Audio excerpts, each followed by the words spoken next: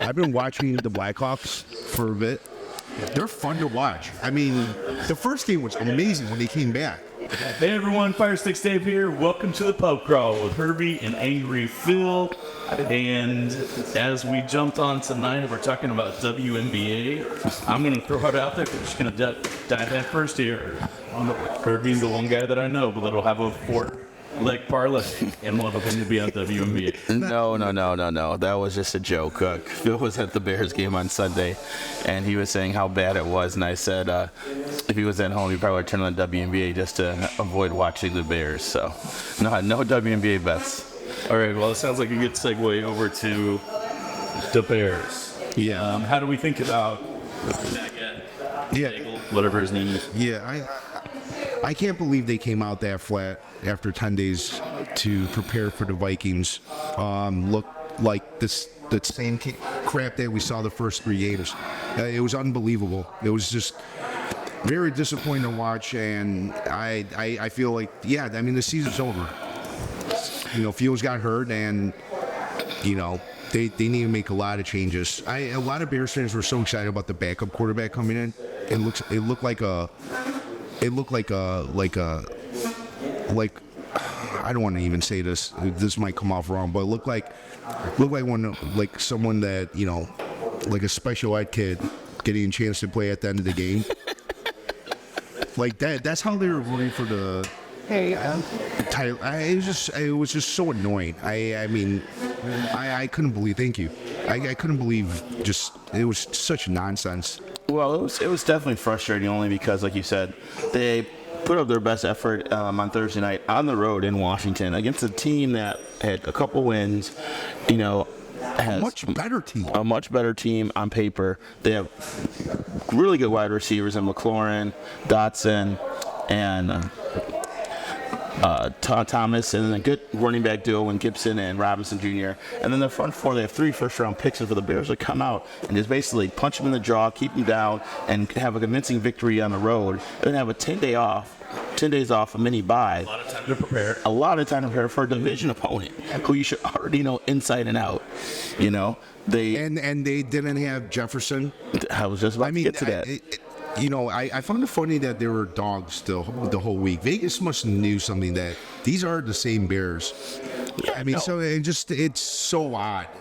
Well, they always say it's hard to win in the NFL regardless. You know, there's no easy victories in the NFL because all these guys are NFL talent. Yeah. You know, so you definitely have to come and perform. You're just not going to show them on paper. So when they see the Bears, regardless of what they did against Washington, they're going to, you know, still say you have to prove it more than 1 or 2 weeks to, you know, let us say you're doing well or give you the reason to think you're going to be the favorite. And then the Bears showed their true colors.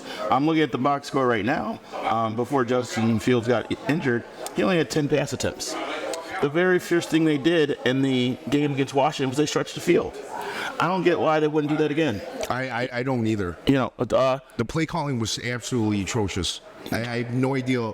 What Getsy was calling at certain plays. The 3rd and 1 where Fields had the interception. I was sitting next to Dean. We were like, "What is he doing? Is he not going to do a quarterback sneak?" It was working. It worked. The Eagles do it the best. I think we do it the second best. Well, we have an athlete to do it second best. A man, he's built like an action figure. And it was 3rd and 1. It was 3rd and 1. So he decides to do this spread formation. And of course, we can't pick up the blitz, and they blitz us, tip the ball to interception. It was so embarrassing. Thank you. Yeah, no, it's very frustrating. Justin Field is no Justin Herbert. Don't get me wrong. Yeah. You know, DJ Moore's no Keenan Allen. You know, and our number 2, Darnell Mooney's no Mike Williams. You know, and Cole Kmet's no Gerald Everett. But without Austin Eckler, the LA Chargers threw the ball for 400 yards on Minnesota. 400 yards. Actually, 450 if you throw in a trick play that Keenan Allen had. Are you talking about the game that they played? Against Minnesota. I thought you were. So I'm going back to my point. To why are the Bears coming out and not stretching the field the way they did against Washington? Against a team that gave up 450 yards in the pass game a couple weeks earlier. They didn't take a deep shot until the backup quarterback came in. Like, it makes no sense. Yeah. And we obviously see Justin Fields a great athlete. You know, he can do a lot of good things with his legs. but he doesn't process things well. But one thing that he does, when he gets max protection, he's able to get to a second read and at least make a decision and get rid of the football. I heard after the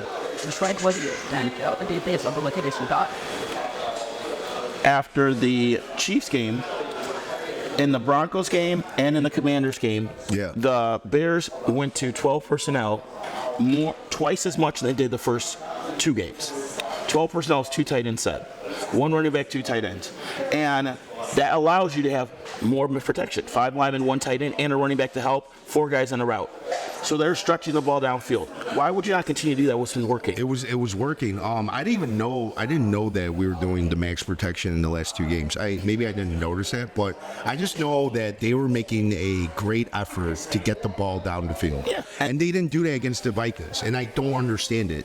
And the other thing is they're running the ball well. Like Deontay Foreman, not the greatest running back, but he was finding yards.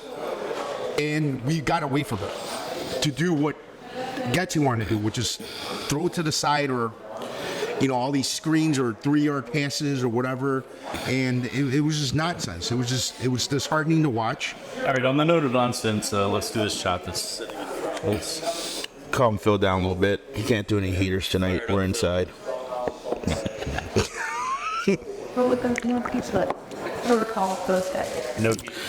No, this team just seems like they take 1 step forward, just take 2 steps back. Yeah. It's really frustrating. I got the scores up for the season so far, and very winnable game against the Broncos. Come out, look great against the Commanders. Only come back, and your starting quarterback's not hurt. And Phil, you said the season's over. It essentially is over. And now it gets us to that area that we did not want to be in whatsoever. It's like, okay, we're 1-5. The only good thing about the upcoming game against the Raiders is that their starting quarterback's hurt too. So it's basically 2 backups going against each other. But then the Raiders are going to win. Yeah, the Raiders will still most likely win because they have Hoyer. Hoyer's better than what we have. Hoyer's a veteran. They have Devontae Adams. They have Josh Jacobs. Yeah. They have 100%. And I'm putting money on that game. Yeah, you are. You're going to pick the Raiders, and the Bears are going to win somehow, and fuck you. You're right. We're both going to put 500. So the Raiders are going to lose by 21. And Badger's going to be the talk of the town. Yep. I'm sorry. Talk of the town. Yeah. Let's talk about him just a little bit more. Badger, is that what his name is? Badger? Yes. What did he? He set all sorts of records in D2 from what I read. Yeah, Division 2. And also, Are you saying that you don't have to be a stud to sit there and set all the records? Dave, he was the best in Division 2. Like, it wasn't even Division 1A. All right, let's just say this. And also, I didn't appreciate. I know you were texting me and you were like, "This guy's getting the ball out of the hand." Listen, with the play calling that was going on during the game when he got in, His fault, but yeah. yeah, it's easy to get rid of the ball quick when all he has to do is throw to the side to DJ Moore to Darnell Mooney to the other side. It wasn't anything special. I'm telling you right now. So, I mean, I don't want to rip the guy. We're going to give him a shot to see what he has, obviously. I'm not optimistic.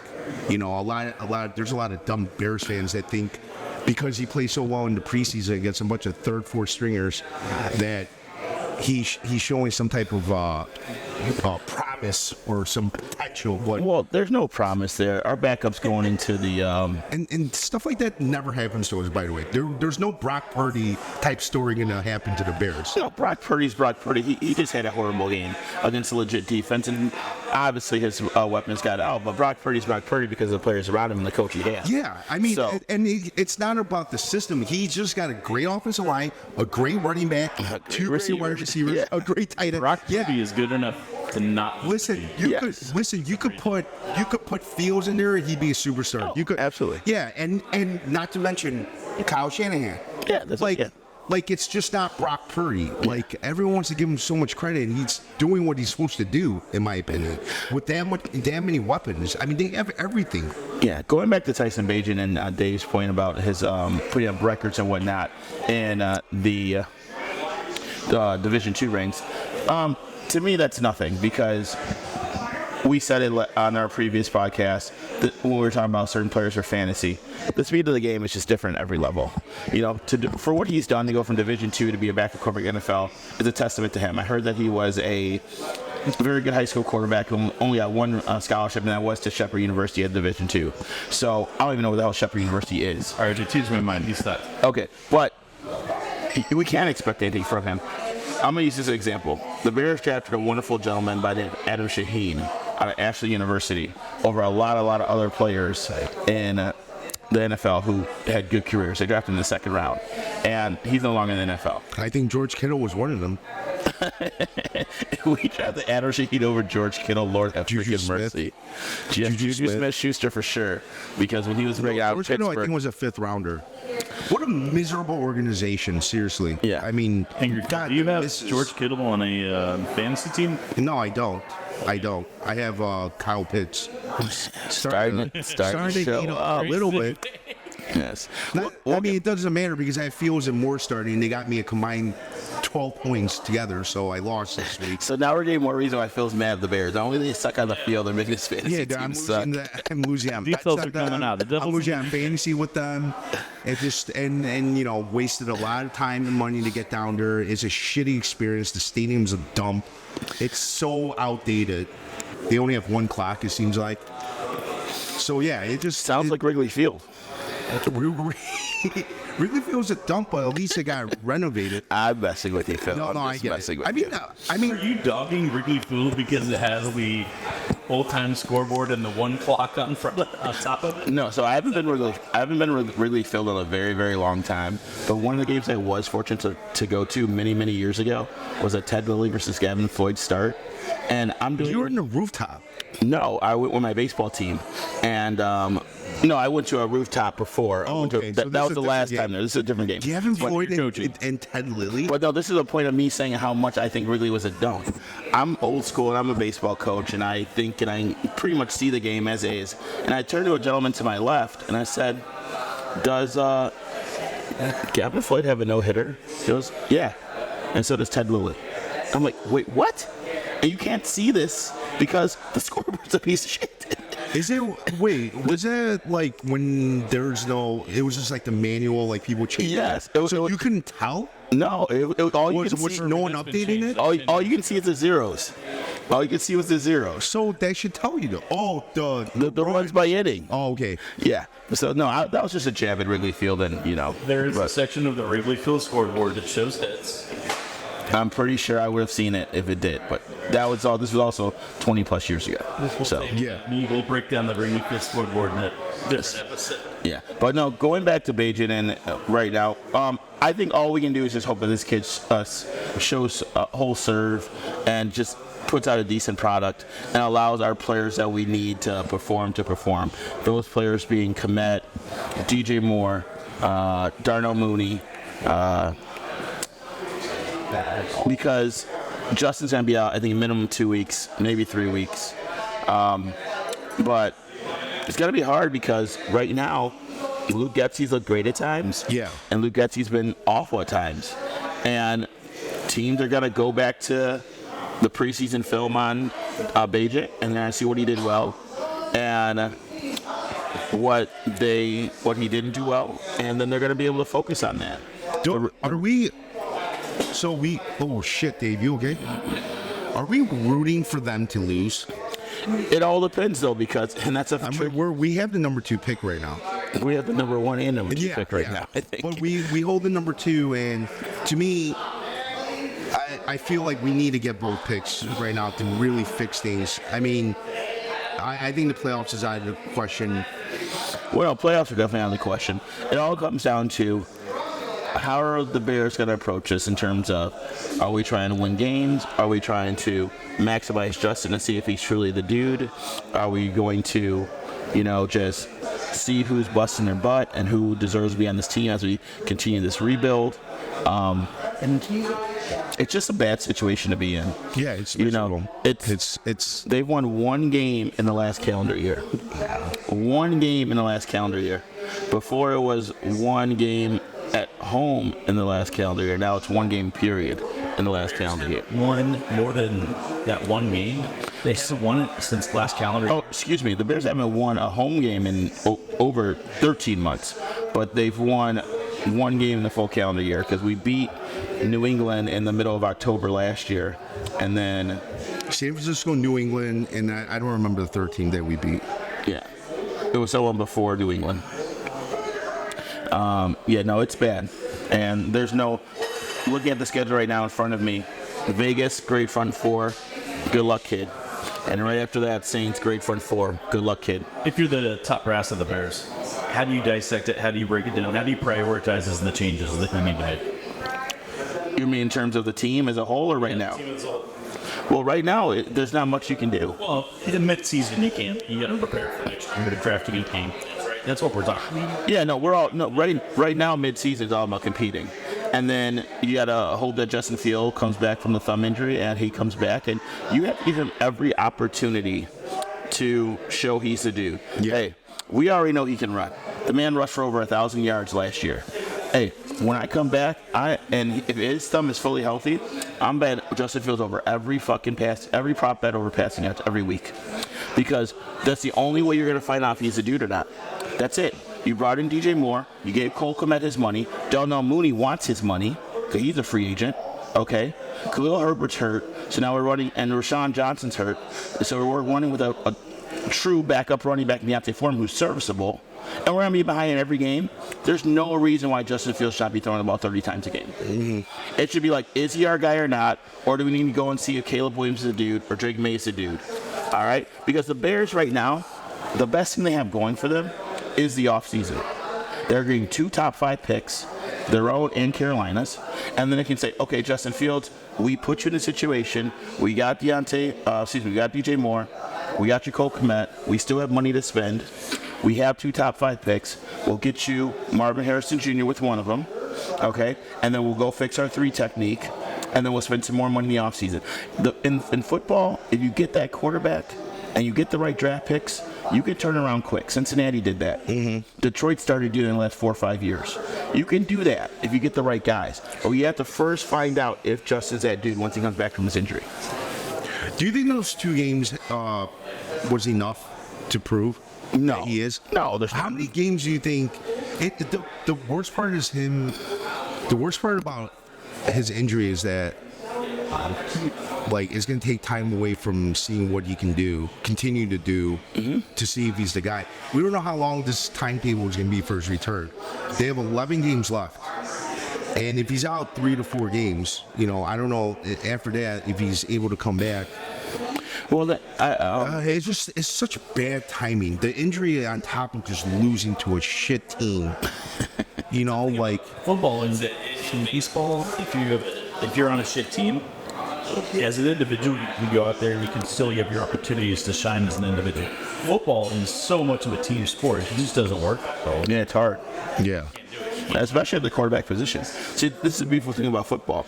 I'm a football coach. I'm a baseball coach. And I enjoy coaching football more than I enjoy coaching baseball. Because football is literally, let's use NFL for example, 53 men, plus practice squad, busting their butt, 2-3 hours a day on the field practice, 2-3-4 hours a day film room as a team on your own, trying to get better one day on Sunday, on Saturday, on Friday if it's high school. But if the guy to your left's not doing the damn thing, the whole play's ruined. If the guy behind you's not doing the whole thing, the play's ruined. Mm-hmm. It's true team. So Justin Fields can be great, but if his lineman's not blocking, or his receiver runs the wrong route, or he makes the wrong decision, it doesn't look good. Yeah. So it's gonna be tough. Yeah, and then I'll tell you a few other things that was annoying. Fields once again went to his bad habits, holding the ball too long. I mean, he got hurt because of himself. He has only himself to blame. The thumb injury. He was looking at the defender coming after him, and he still wouldn't get rid of the ball. Like, bro, you gotta get rid of the ball. That's why you hurt your thumb. That's on him. And then also Cody Whitehair. I mean, my goodness, he's bad. He's so bad. It's horrible. Yeah, I mean, talk about not helping your guy out. first string is. No, he is the starting center. No, he's not. No, there's another center. Yeah, Lucas Patrick, but Cody Whitehair was the starter for his team before Jenkins got hurt. Bad option. Yeah, I mean, I don't know how Cody Whitehair was considered a good center in the early years when he got drafted in 2016. I mean, but he's always had issues with stamping the ball. I've never seen him stamp the ball that terribly in one game. I mean, 4 to 5 high snaps, you're killing the play's dead. Yeah, The play's dead. You're already having trouble getting rid of the ball from a quarterback. He has to make an effort to catch the ball, right? And then his eyes are up here catching the ball. You don't have much time to get rid of the ball. And it's just, it's, oh my God, it's just awful. Just cannot believe, like, this is just trash, dude. But no. Absolute, like, just grossed out by it. With that Absolutely said, just though, disappointed. It's your Halloween New Year house. Oh my God, the Bears have made me hate football, dude. Like, seriously, it's just, I can't stand this anymore. Like, when are they gonna just? What? I don't know. It just I'm just so like fed up, and I don't know. So let's do this. You know, a little football therapy. Just wake up at 11:15 on Sundays. Hope we're not too hungover from Saturday. All right, That's another issue. Set your fantasy light up. Packing a lot here. Place your better too. And then just put the Bears on TV number 2 in the house. And if it's interesting, then watch. If not, then good as a damn. Yeah, I mean, I said to myself, I cannot get that angry anymore. I was swearing so much. I was saying so much stuff at.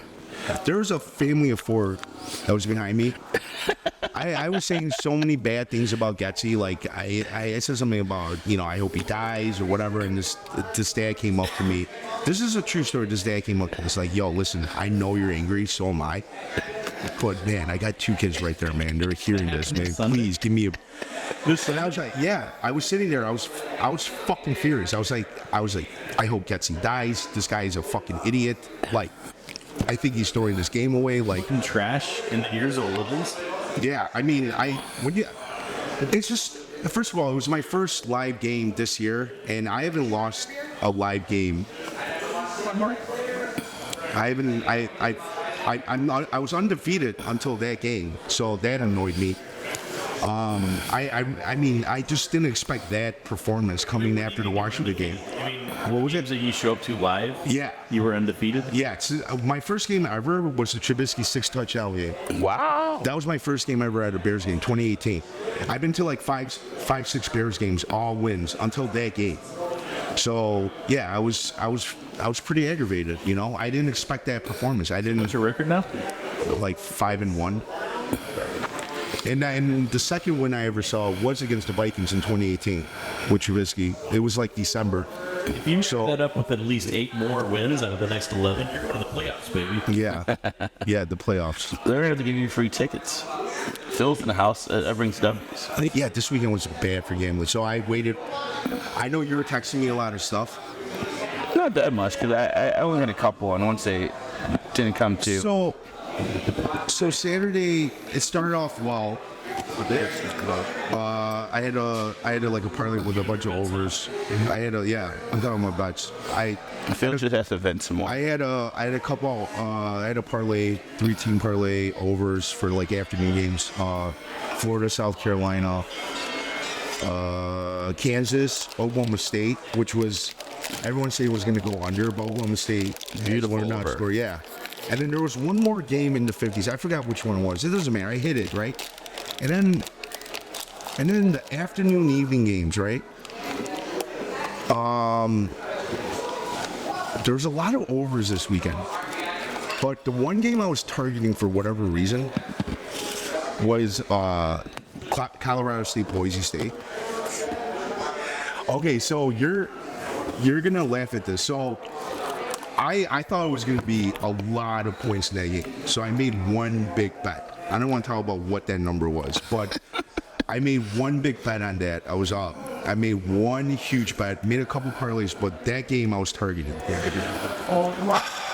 For some reason, I didn't like the original total of 60.5. I did 61.5 over.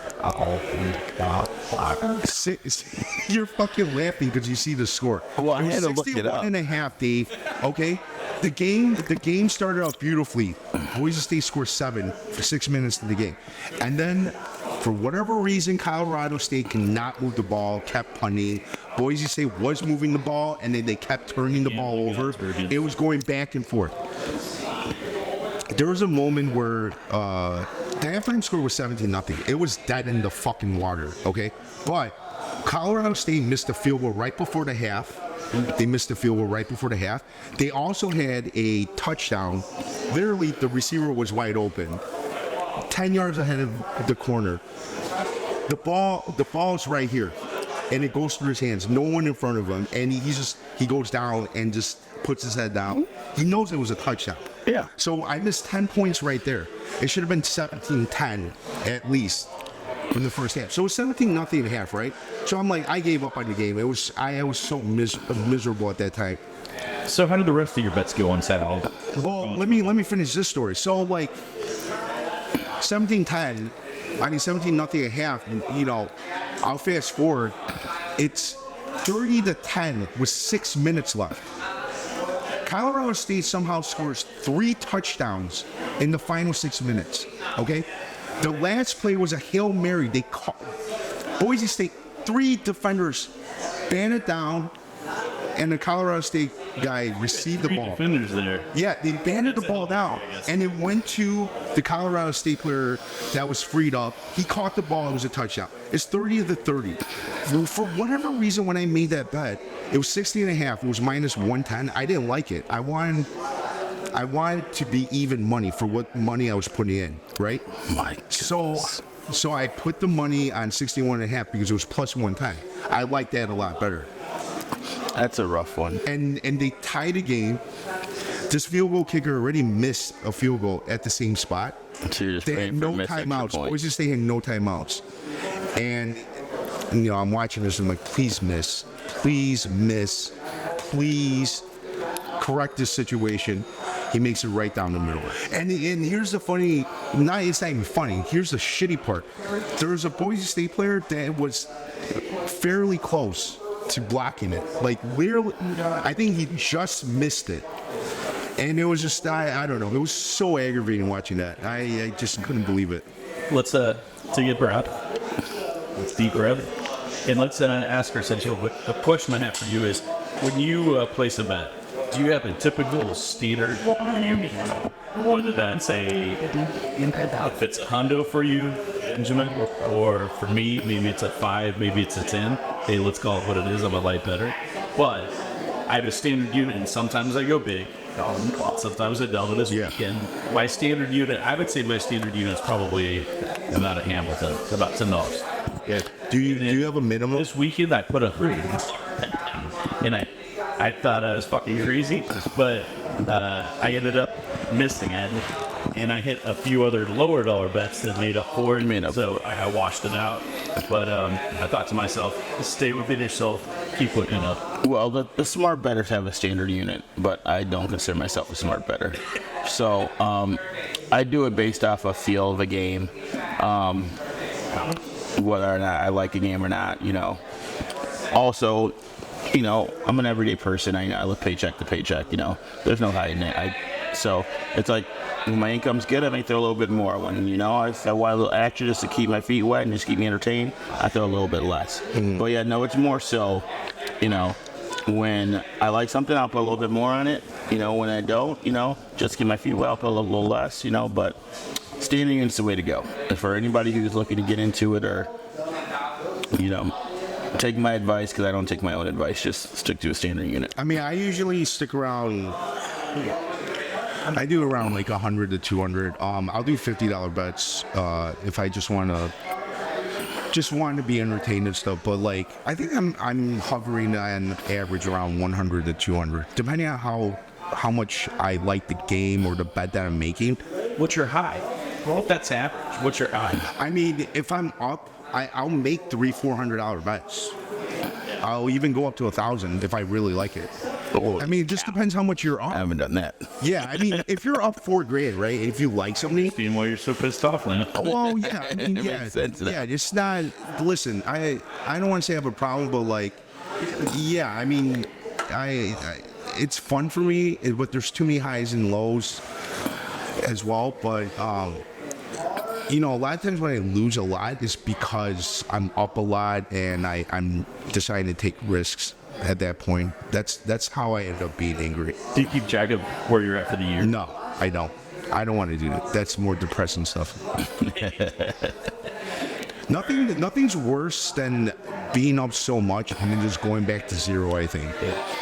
Well, as long as you're going back to zero, and Yeah. going to zero and then into the red. Well, yeah, I mean, Yeah. that's happened to me before, but like just being up so much, you know, whatever you think is a lot, and then just going back to zero and just like all that work for nothing. And we call it work because it is a lot of effort. But You usually don't have to walk across the parking lot with the Bears. yeah, it's just, I don't know. And then, So wait a minute. So dialing back to this weekend, yeah. you're all pissed off Saturday. Sunday you wake up, you're trying to shake off your hangover. And you're I'm supposed not to gonna lie, I was annoyed on Sunday waking up. in a car with whatever group of people you went to. Yeah, I And mean, it only got worse. yeah. It did get worse. It did get worse. I tried to pump myself up with Dean and saying that the Bears are going to win. I'm going to get half my money back. Boy, was I fucking wrong. Boy, was I wrong. And then I'm like watching other scores, and then watching San Francisco losing. Miami was down. They came back to cover, but that, you know, New Orleans losing. I thought they were going to beat the Texans. This Texans thing is annoying right now.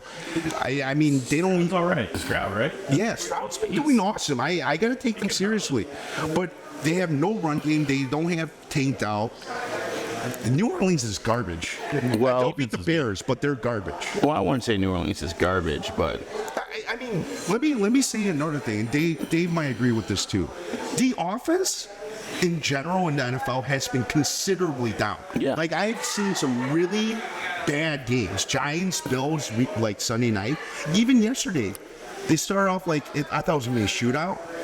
Completely like a defensive game. yeah, no, we had the quick The turn. guys can't finish drives. It's just every team is struggling. Mahomes hasn't looked that great. Jalen Hurts has been struggling. Even before the Jets game, he's been struggling. Like no one's dominated except maybe in the NFL. yeah, parity. But like it's the defense is coming back. And not- so The defense is coming back. Well, yeah, no. All weekend the games were weird. You had Casey on Thursday night looked like crap. yeah. Then you had the Eagles blow their game. Historically play down to their competition. Oh, and they do enough to win. Do not bet the spread against the Chiefs. Okay, The Chiefs. don't- that's true. But do you not think that Patrick Mahomes has taken a step back a little bit? Or are we blaming the wide receivers? Because he won with these receivers last year. Reserve fuel tank. He's getting ready to flip the switch and dial it in. That's what I think. Well, what is flipping the switch though? Like, what do you mean by that? Like, I don't. When he needs to, he can dial it up. He can turn it in. He did not do that against the Lions. However, I think he has the. So you think that they're playing down to their competition? 100%. Last three. Like, is it when people say that? Are they saying there's certain levels of effort they're putting in? Because I don't. That's a great that's question, Bill, and I'm going to say yes. Hervey, what do you think? Well, I think it's a case-by-case situation. So with the Chiefs, for example, the Chiefs see themselves as a team who their goal is to win the Stay healthy. division, stay healthy, get to the playoffs. The goal, though. That may be every team's goal, but every team can't do that because the Chiefs have done it for 3-4 years straight. Yeah. They've made 3 out of 4 Super Bowls. You know, they simply are saying we have the recipe to get us to an AFC West title, to get us a bye in the first round, and as long as we're healthy, AFC Championship, Super Bowl. So what does that mean, though? Like, what are they doing that's not dialing it up? So what they're doing though is, and what good teams do is they know that the players we put on the field 9 times out of 10 is more talented than your players. We have the best player in the world in Patrick Mahomes. Yes. We have the number 1 tight end in the world in Travis Kelce. Okay. We have the best defensive tackle in the world in Chris Jones. Yep. Okay. So and now they're saying we have the best offensive coordinator in their mind in the world in Andy Reid. Okay. So I thought you were going to say Nagy Biggie, I was about to flip out. No. That guy's calling the plays because Andy Reid's telling him what to call. You gotta call Probably. this, Yeah. but you can wear the headset. Yes, it's from, Man, are you hearing me? but they're just wanting to get better quarter by quarter by quarter. So the NFL is broken up into 4 quarters. It's games 1 through 4, games 5 through 8, games 9 through 12, games 13 through 16. Because you're also saying that if they wanted to dial it up, they could be throwing 20, 30-yard passes and like really put it into them. But you're saying that they're trying to get better at stuff they're not good at that point. Yeah. Absolutely. Because at some point, let's use So it has nothing to do with the underwhelming receivers they have. well, no, it does at some point. Like Yeah. the first game of the season, obviously did. Like the reason they lost to the Lions is because the receivers struggled. Whether it was lack of talent, lack of rapport with Mahomes, just simply dropping the football. Yeah, the receivers were bad that night, and that's probably why they lost to the Lions. But that's just a one game where they could have won still, despite not playing well. But overall, you just want to get better because a passing team at some point is going to have to be able to run the ball and bring it home. But they've already proved that they can run the ball. It's a different team. Right now. The Chiefs right now. Are you referring to this Chiefs team that said they proved they can run the ball? Or are you saying previous Chiefs teams? No, I'm not talking about the Tyreek Hill days. I'm talking about, like, even last year. Like, the Chiefs' identity has changed. They're Very much built, so. Absolutely. they're built around defense and running the ball now. This year, yes. Well, last year, too. I don't think Patrick Mahomes is flinging the... I don't think Patrick Mahomes is like flinging the ball like he was when he had Tyreek Hill. Once Tyreek Hill left, they had to change the way they played the game a bit. You're talking about Tyreek Hill. He really should be passed on as the running expert. Let's go out what it is. Biden word solar. Yeah. As been a dud. Yeah. For all practice. Well, based on what he was after, I agree. And that dude runs hard. He does. Also, He runs with aggression. You cannot get him down, after like first contact. It's like Phil in a running back's body, pissed off, trying to beat the team play. Yeah, I mean, they're playing the running game and the defense, and then when they need Mahomes to be Mahomes, that's what they're doing. So we've talked about the worst team in the league and the best team in the league. Let's move on to the rest of the NFL. Yeah. Give it a quick round rocking. Why surprises this weekend? Jets, 49ers. The 49ers, how much credence do you put into that being a team issue? How much concern do you have over McCaffrey and Debo? They're both got hurt. That's a big issue. If the 49ers are fully healthy, they should be in the Super Bowl, in my opinion. But the question is, can they stay healthy and get to the playoffs fully healthy? That's been an issue. They lost the game because their rookie kicker missed his 10th kick. Yeah. He's 9 out of 10, and that was the miss. I think he missed one earlier in that game also. I could be wrong. But he had been well all year before that. They lost obviously, the best running back in the league. Mm-hmm. They lost, arguably, the best Swiss Army knife in the league in Deebo Samuel. And I heard even Trent Williams, their left tackle, played with a... Oh, he got hurt. Yeah, he played through an injury, but finished the game. Yeah.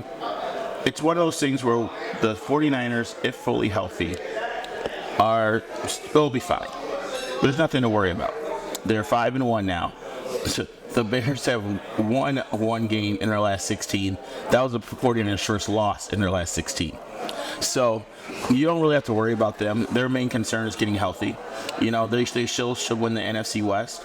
Whether or not they're the 1 or the 2 seed, based off what Detroit continues to do or Philadelphia continues to do in the NFC, I don't think it really matters to them. Mm-hmm. Because they'll have a home game and they can beat anybody as long as they play well and they're healthy. So they didn't lose to a bad team. Like, playing in Cleveland's tough, and they got a really good defense. So defense is amazing. yeah, it is. What was it?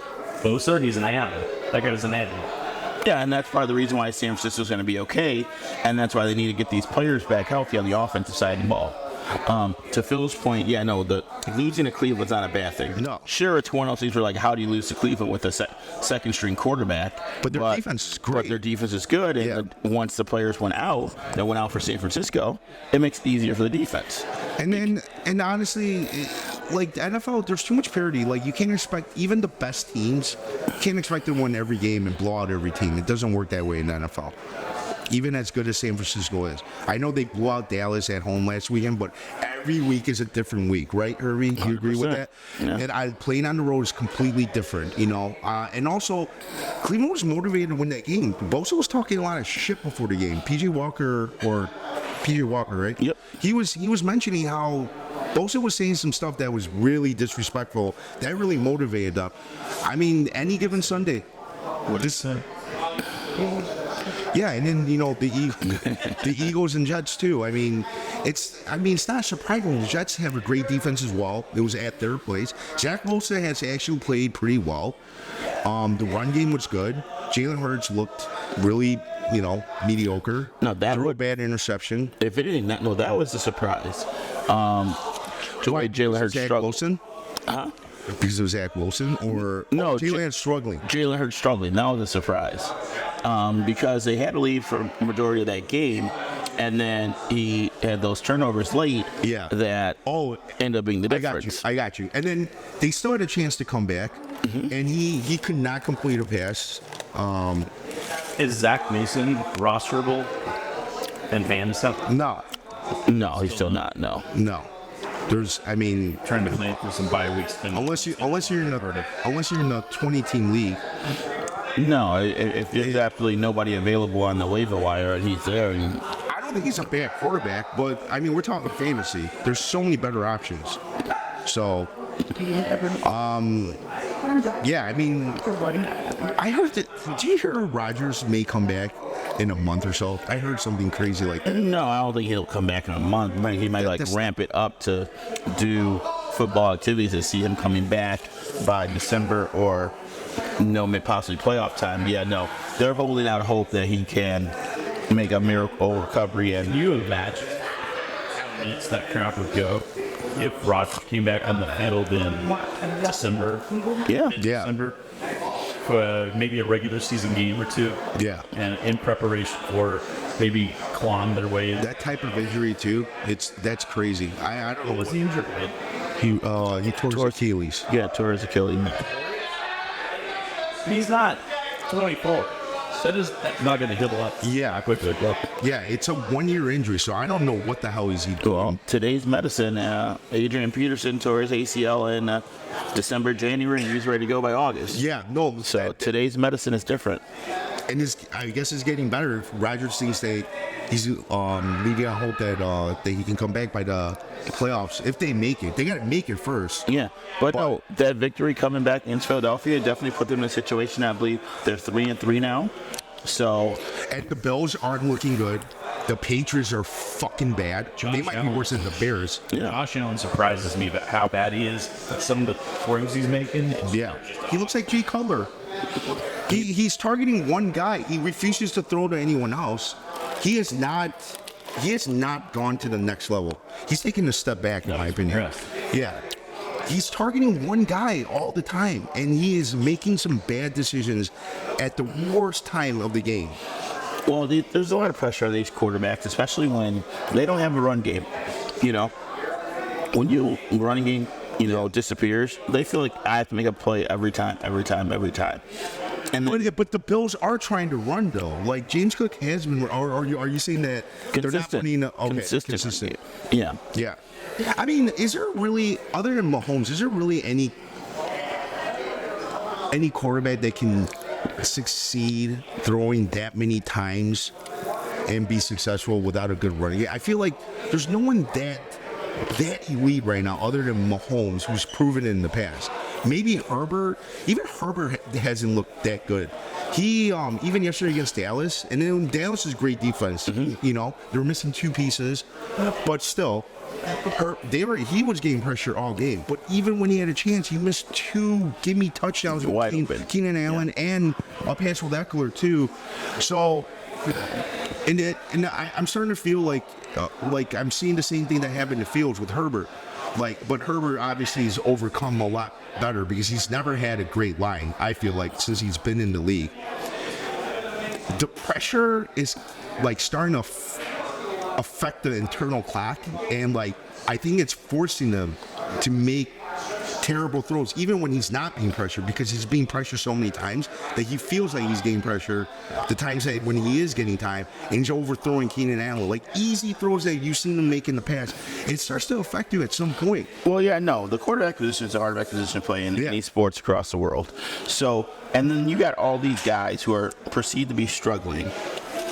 Mahomes, Hurts, Herbert, Burrow because of his injury. Yeah. They've got the bag. They have no financial worries ever. They have the 4 highest paid contracts in football history. Yeah. So and not only that, they're on teams that are ready to win now. Yes. So the pressure is definitely there. And there's something true about, getting the yips, seeing shadows, and then feeling like they have to make every single freaking play. Yeah. Trying to force the ball into windows you should not force the ball. One thing I was going to say earlier when we were talking about Justin Fields and him hurting himself was the number of times we saw Peyton Manning or Tom Brady just fall to the ground when they're going to get sacked is infinite. They have to realize you live to the next play. And some of these kids are trying to make every single play every single time the ball's in their hands. They have to be able to trust their defense and say, hey, this drive didn't work for us. 3 and out, 1 first down, good to go, move on. But it's hard, especially when you're in a close ball game. So yeah. And the other thing I feel, sometimes I think he holds the ball not because he's waiting for someone to get open. I think he's just waiting for a lane to open so he can run. Like, oh my God, he just refuses to throw the ball away. Just refuses. All right, enough Bears talk for tonight. Yeah. So no more. Maybe for the year. But no, Chiefs have done well enough to get the record to where it is, but they're not doing okay. Eagles, the same thing. We talked about the 49ers. Yeah. Now let's talk about teams that are doing very good. Now, do you think they're going to keep it up? Yeah. Teams like the Lions. Okay. I love the Lions. Yeah. Wait, just a quick question. What do you have on the baseball tonight? Nothing right now. No. That's what live betting's for, Phil. Let's see. The Lions, yes. I like the Lions. They're winning on both sides of the ball at the line of scrimmage. Yes. And that's the key to football, and that travels. Jared Goff said earlier this season when they beat Kansas City on the road. He's not going outside what he's capable of doing. He's going back to what Goff was always good at, right? Yeah. Which Juve always called him like a system quarterback. I don't even know what the fuck that means. He's just doing what he's supposed to do and not going beyond his ability. He's got a great offensive line. He's got a great defense, right? Both lines are very, very good. He's got weapons. He's got Amron. He's got Jameson Williams. He's got your boy Reynolds. I think he's a great receiver. Yeah. He's been underrated, but he's been fucking fantastic. And Laporta, my goodness, weapons galore. No. And guess what? Montgomery just went down. Gibbs has been hurt, right? Hasn't lived up to his potential. Reynolds, you see that block he had for Amron for that touchdown? Like this team, the unity and that fucking loudmouth coach they have. He's really motivating them. I mean, it's fun to watch. I honestly, I'm jealous, but the Lions have been so bad for so long. Even as a Bears fan, I don't mind rooting for them. I can't root for Green Bay or Minnesota, but I can root for Detroit because they've been historically bad. One playoff win since like 1957, yeah. It's not 57. I thought it was in the 60s. Is it 57? I believe it's 1957. Oh my God, that makes me want to throw up. Yeah. That's horrible. But no, the Lions they made the playoffs at least in this decade and only have 1 win. But outside of the Super Bowl run. But no, the Lions are a team if you don't like them, then you don't like football because you're right. Like we mentioned on previous podcasts, just a group of players or guys who are on previous teams who did, started a good career, and then people they want to move on from them, and they're all coming together.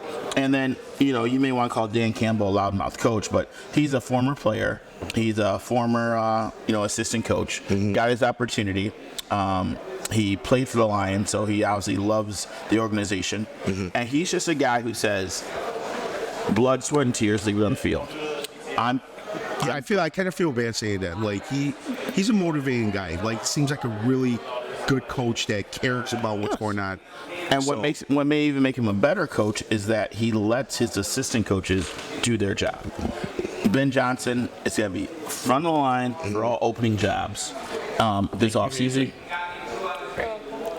Thank you. Aaron Glenn has done an amazing job as a defensive coordinator. And then the front office has done an amazing job bringing in the right personnel.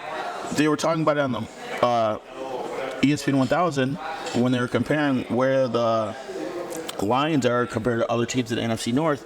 The Lions passed on Jamar Chase, I believe. If I have that draft correct. They drafted Sewell, yeah. And they're saying... No. They didn't pass on Jamar Chase.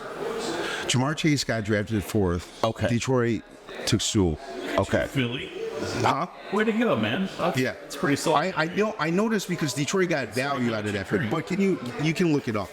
Of course, no. I think you're correct. It's either one of the two. But either way, They got a steal in him, but it's a top pick, and then everybody's going for the sexy, flashy pick, and they're saying, no, give me the number one tackle in the draft. Cheers. And it's worked out ever since. It's definitely black. They have the number 2 pick in the draft. Give me Aiden Hutchinson. They are just going about doing things the right way. Yeah. And starting with things up front. And then they've hit across the board. So I appreciate the love for the Lions. We broke them down pretty hard last time that we did a talk. We talked about how Jerome Williamson, I think he was his name. Jameson Williams, how he's one of us. We talked about that. Derek Campbell, we love him. But Dan Campbell, he's in a different category. He's in a different league of NFL like coach. You see the shit that guy is saying? He eats 24 ostrich. the morning before a competition, he bangs his wife. Was it a picture of the opposing head coach? Do you know what I'm talking about, Phil? No, this is fucking weird. I haven't heard this. I just know You've seen it. I just know I've very heard motivating. stories. I haven't seen interviews or read exact quotes, but he is definitely a different cat when it comes to the way he approaches things, the way he talks to the media. But it's one of those things where he talks a loud game in terms of what he expects his teams to do and how he expects his team to carry themselves, and then they go out and they do it. The Lions are 3-0 on the road this year. 3-0. 3-0. Yeah. In all difficult elements. Super Bowl champions at Green Bay. And then to go down... They destroyed Green Bay. That was very fun and to then watch. to go down on a 3-1 Tampa team in Tampa in October, when everyone's saying it's difficult to go down there because of the heat from the north, and manhandle them. So I'm hoping they keep it up. I'm a golf fan. Yeah. You were a golf fan with the Rams and stuff. Yeah. I like the Rams in general, and so when he was with the Rams, I was rooting for him. And then I like the fact that the trade's working out for both teams. Yeah. The Rams got their Super Bowl, and now the Lions have their playoff window, and then they're right now top 6 team, in terms of money odds to win the Super Bowl. And you can easily say, especially if San Francisco doesn't get healthy, or if Philadelphia continues to play and Jalen Hurts has doesn't get back to what Jalen Hurts was last year. Mm-hmm. Who says Did you see Detroit the way can't he win? looked at after he threw that interception? They kept showing his face. He looked like he was down and out. I've never seen him look like that in the bench, sitting there. Well, no, it's one of those things where it's either he's thinking I should have done that, or I know I played terrible, and that's icing on the cake. The face expression looked really bad. There's times where every coach is going to tell you keep your chin up, come on, good body language. But there's just some times where no. Yeah. I said 2 fourth quarter turnovers. We had a 14-3 lead against Zach Wilson and the New York Jets. And we're at home, and we pretty much lost the game because of me. My defense gave up 16 points, or 20. I believe the final score might end up being Jets with 20. Yeah. He got the bag. He was runner-up MVP. It's on him. That's why he had the biolanguage he had. And by the way, Well, what did you say Detroit's Super Bowl odds were? I don't know exactly what their odds are, but I'm sure they're top. I bet it's down now. Oh, it's definitely down, but I'm sure they're top 6 and on of the NFL. I'm sure they're probably Fucking fifth look it or up. sixth. I'm curious now. But they're right there. Yeah. And on any given night, golf has said it, and they've shown it. We can beat anybody. And they're already battling injury, and they're still working through them. They're on their third running back, and it doesn't seem to matter. And that's why Ben Johnson's going to be a top candidate for any offseason I keep coaching hearing jobs. his name, and that is someone that the Bears should look at. They really should. And I think, Ben Johnson, I'm starting to believe it. The way he's running that offense is... Phil, I hate to say this, but we have to have a no Bears clause in here. We tap that. It's done this drive. Bears suck. I mean, you're right. We can talk about the WNBA. Break it down for us, Herbie. No breaking down the WNBA. Yo, how about baseball playoffs, bro?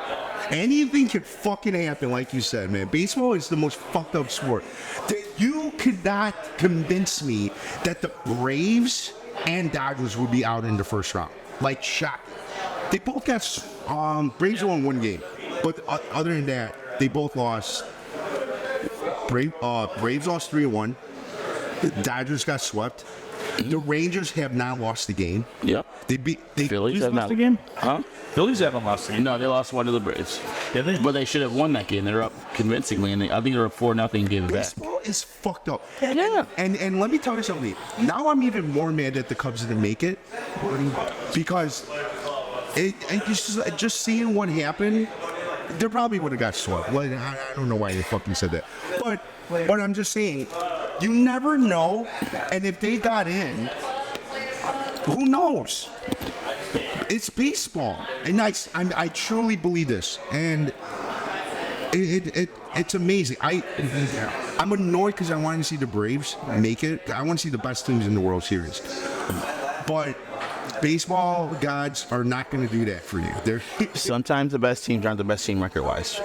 Yeah. Sometimes, it's that team that is gelling. It's that team who has hot pitching. It's that team that it's timely hitting. The Braves are an all-or-nothing team when it comes to the home run ball. Okay. And people were asking me, how the Braves lose, how they lose. I'm like, 1, 5-day delay. I don't believe in that. You don't? No. You don't think that affected them at all? I don't. Me, personally, I think the matchup in itself, if the Phillies beat the Braves in the playoffs last year, the Phillies ain't scared of nobody. So they're like coming here like, we're not scared of you guys. We're going to play you. No. Yeah. And then, come on, they got Bryce Harper, cocky as shit. Yeah. Nick Castellanos, cocky as shit. Mm-hmm. Kyle Schwarber, low-key cocky. Extremely confident in himself. Trey Turner's becoming Trey Turner as of late. He's been fucking amazing. Yeah. Young kid in Bryson Stott, and then JT Romito still top 5 catcher in baseball. Yeah. And then there's where 1 and 2 are doing what they're supposed to do. Right. So, the Phillies were never scared of the Braves. The bigger surprise to me is Arizona beating LA. And then Texas rolling through Tampa and Baltimore the way they did. They beat the 2 AL East teams that had the top 2 records. Yeah. To go to Minute Maid with that experience and to come out there with 2 wins and Scherzer game 3, oh my God, dude. And all they're asking for is 4 or 5 innings out of Scherzer. No, it's a baseball is a beautiful thing. We'll talk more about the playoffs in the next segment. Yeah. See who finishes off. Who do you like right now in the Final Four? Get a little projection here. I like Phillies Rangers in the World Series. You have to. And I'm gonna go Phillies. I'm rooting for the Rangers, but I think the Phillies are gonna. No, you gotta go There's Phillies some Rangers. cockiness about the Phillies right now that is carrying them. Yeah, no. Let's go with the 2 teams that have combined 1 loss. Yeah. No, and then out of those 2 teams, I would go with the Phillies also because I think that Wheeler and Nola right now just look great. And They're hot. Yeah, they're pitching great. But Herbie, if you look at the regular season numbers, it's not great. It's okay. Yeah. Well, so it was okay too the year that the Nationals won with Strasburg, Corbin, and Oh, those guys didn't have a great year. They weren't like Yeah, I mean, you don't need to put up Cy Young numbers. You know, just make the playoffs, and it's a clean slate. It's a clean slate. And then Ranger Suarez is. Who is their number one guy? Is it Wheeler? In your It's opinion? Wheeler right now. Okay, but Yeah. you love Nola. No. Nola is a number one guy. He has number one stuff. He just didn't put up the numbers this year. He struggled. But do you think Wheeler has the better stuff? Yeah. Is it harder, the stuff? Nola's good. Wheeler's filthy. Yeah. If he's throwing 97, 98, he's throwing at the top of the zone. Yeah. You know, and then He's got really hard stuff. yeah, and then once he has you looking one way, he goes another way. And this new pitch, the sweeper, is just it changes the game. Yeah, and then I was going to ask you this too, and this is I'm not bringing this up purposely to make you mad and stuff, but when Wheeler was a free agent, when the Sox were in bidding for him, like they were close to getting him, he chose Philadelphia. I think the White Sox offered him more money, from what my understanding. But do you think how do you think it would have changed the outcome for the White Sox? Well, you would assume that instead of Because Wheeler's a lot better than I thought when he became a free agent. He put up those numbers in the Mets, like his final year. I thought it was just like one of those, RADK free agent. You know what I'm talking about? Yeah. And then you come in and you're not the same guy. Like everyone does well in their free agent year because they're so motivated to get that contract, right? So you tend to put up your best numbers in free agency year. Well, I didn't think we talk about the White Sox tonight, but to answer your question, I think that it's a big deal because if my memory serves me correct, we ended up signing Dallas Keuchel, who was decent for a year. Yeah. And then he went off the table. You're signing a guy in basically his prime off of the best year of his career. Yep. And then you hope Dylan Cease becomes Dylan Cease. And then we had, a decent, year out of other pitchers at that time. I think it could have changed where the White Sox would be right now if we got a front of the line rotation guy. Yeah. But woulda, coulda, shoulda is what it is. The Phillies are where they're at. The Phillies are that team right now with the most confidence in terms of their pitching and their hitting. And I think they're the odds to win the World Series right now.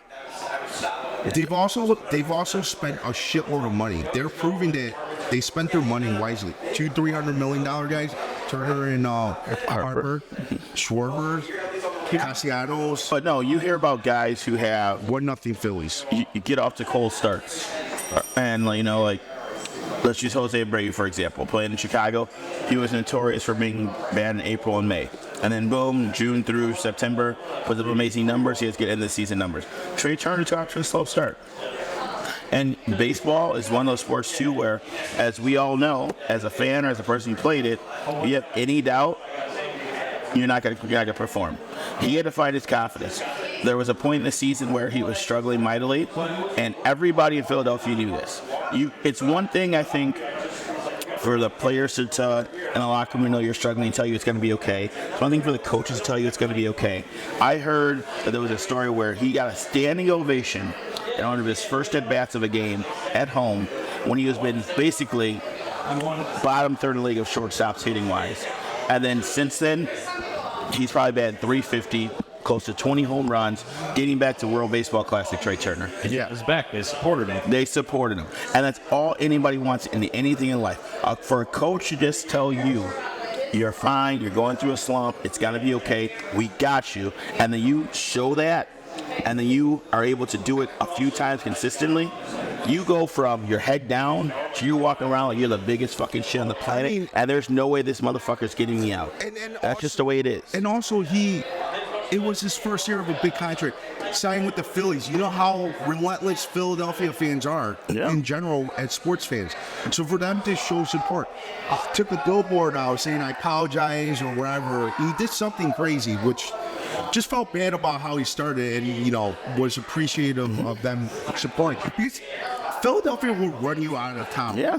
They are relentless. Right. That's a great point, though. That's what I'm saying. So it's crazy where this could have been a snowball effect going down like worst year ever. In terms of it reversed it. It flipped it. It flipped it. Yeah, Alec Bohm had a point last year, not this year, last year.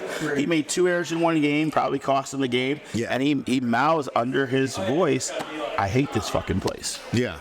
And then, of course, it's caught. Video everywhere, cameras everywhere. And they ask him about it, and, he responds when he responds. And then later on in the season, he gets a big hit, he wins. And then True, I don't know if this is the PR people or this is just him being smart. He goes, I love this effing place. Yeah. And then he's been one of their mainstays since. So the Phillies just have everything going for them right now. And that's what you want in baseball. Go be there for each other, ups and downs, good and bad. Whether you're hot, he's hot. Hitting's contagious, hitting's not contagious. But right now, these guys they got it going. No, their bullpen's loaded right now. They got Dominguez, Soto, Kimbrel, Alvarado, and Strong. And I think we're all in agreement here. Rangers, Phillies, or the Phillies winning it. I think the Phillies are going to win it, but I wouldn't be surprised Game 7. It could go either way. I'm rooting for the Rangers because I just don't think that. I don't want to see Schwarber and Castellanos, all these ex-Cubs winning. No, you would think that I should root for that, but it's just I hate Phillies. I hate Philadelphia fan base. They're fucking really bad. I admire them from a distance. They're pieces of shit. They are. Cool. I don't want to know use them, but what the fuck? I mean, I've seen some really bad videos. for them, they're good. If we came in there wearing Bears jerseys in the parking lot, Bears fans are Chicago fans are very tame. Still chill that night. I'm going to say this. I think any fan base has their what is considered tools. Yeah. I think the Philly fan base, from what I don't know, we're in the Midwest, they're in the East Coast. We only know what we hear and the bad stories we see. Yeah. I just think they're very passionate fans. I guarantee you, in my personal opinion, 90% of them are pretty much probably legit. Yeah. And 10% of fans, probably like any other fan base, are just crazy and cuckoo and go over the top. You have New England Patriot fans right now saying Bill Belichick is terrible. He should be fired. Yes, he never did anything. Yeah. That's just stupid. Yeah. Okay. Yes, you had the greatest quarterback to ever play the game, the greatest football player to ever play the game, and he is the difference in winning your championships. But you're still Bill freaking Belichick. And for you to just miss that is crazy. So, Philadelphia fans, I think I would love to go see a game in Philadelphia. I might not wear a Bears jersey. Okay. I might be rooting for the Bears and say he's on my fantasy team. Yeah. But, I still think it would be an amazing experience. I want to go just for the experience, but I've seen videos. How is that any different than Raider fans? How is that any different than 49er fans? The Bulls are going to suck. Yes. Well, Be positive, Phil. Be positive. I honestly, I told Irvy this before we started this podcast. I'm actually getting into the Blackhawks. I never thought I'd be getting to the Blackhawks, but I watched with the hype with Connor Bedard. yeah. And he's been very fun to watch. So I'm getting into hockey, unfortunately. Or maybe You fortunately. live in Chicago. Yeah. Suddenly you're a hockey fan. It's weird. I mean, I need something. Connor Bedard looks fucking amazing, dude. And I don't even know hockey. I don't even know how to judge it. I just know he looks really good right now. Like the way he shoots his puck, and they have a bunch of fucking young guys. I still don't know what the fuck icing is. Who's Ryan? How you doing, bud? How are you? How's the slots going? Slots are not going well. How much are you down today? Today it's 0. Zero? Yeah, Nice. Do you make any bets? Maybe a couple. All right, we won't talk about this. We're going to talk about Waiting for the over to hit? I actually took the under. Surprisingly, life is too short to bet at the quarter. I took it. Yeah, it's a tough one. I took the under this game. What game? There's 500 games. Yeah, look in front of you. Liberty? Yeah. Oh my God. Just to give all the followers a look, it was 56 over under. They have 35 in the second quarter. At halftime, it'll be 35, and Middle Tennessee State's on the doorstep. We're going to switch it to my girl right now. Lexi, sometimes I got to talk to you about one of the big moves right now. A little golf action? Yeah, low golf action. Dude, PGA Pro, outside of Michelle Wade. I don't know who that is. Girl to actually, of course you don't. The only girl that actually have sub 70 score in the golf match. This was a tournament with the men? Yeah, this last tournament, yeah, with the guys. That's amazing. Yeah, it was impressive when I saw it. Oh, for me? Yeah, shit. That's it. Hey, Herbie, what do you think about that? Big Michelle Wade. Well, seeing how football's in full swing, I like watching golf from afar. I like watching golf on Sundays. What do you have money on? No, I that's one thing I say I never bet on. I've never been on Really? golf before. 'Cause I just don't know. And I hear that you should bet on maybe like guys that finish in the top 10, guys that finish in the top 5. 20. You know, longer odds, you get good value there. But I've truly never betted on golf there. But no, to hear that a woman went to a male course and shot under 70, I just know the basic rules, but I can say that's damn impressive. Yeah, that is very impressive. She missed the cut by 2. Missed the cut by So what? 2 She to probably beat. man. How? And what's that? What beating? What? 67% of the men? Yeah. Well, missing the cut. So it's usually 150 to per feet. So You want me to share she people beats to hit probably this over. like 50%. She beat over half the guys. Yeah, That's amazing. Yeah. It's unreal. It's Yeah. unheard of. So Well, no one else can do it on that tour because she's actually a bomber. So Michelle Wiggins is a bomber. That's why she'd actually play with that. So and Lexi Thompson, look up. look up to her. She's a free athlete. She's great. Let's wrap it up. The golf talk. That's kind of boring. We have Ryan here. Our guest this year to talk about. Let's talk about Keenan Allen. You're talking about He's so fucking nailing on the golf course. That's and the worst part is I've caddied for Keenan Allen. Isn't it fresh? Oh. That's the worst part. Oh. That's a problem. What the fuck did you drop this? I'm being serious. It's not anymore yet. Hey, don't get angry. I'm not angry. I'm happy now. Here, None this is for you, Ryan. Because I got work tomorrow. I cannot come in fucked up again. Can I get a lime? Oh, what? No, it's a fireball. You'll be It's a fine. fireball. Hold on, we're cheersing. Did you say you cannot wait get for a Dave. line? No, a fireball. I did a lime. Yes, till now. All right, there's the Ryan. Welcome to the pub crawl. Welcome to the pub crawl. Thank you, Ryan. Thank you, Ryan. Angry Phil. Thank you, Dave. So let's talk about golf real quick. Okay, quickly, just Explain the Ryder Cup to me, Ryan. What the hell happened there? that happened like 3 weeks ago. Why the fuck are we talking about? Because we're talking about golf. Actually, I bet the U.S. I bet the U.S. to win. The third turn bullet. All right. Anyways, you lost just like everyone else. Get the fuck out of here. Get the fuck out of here.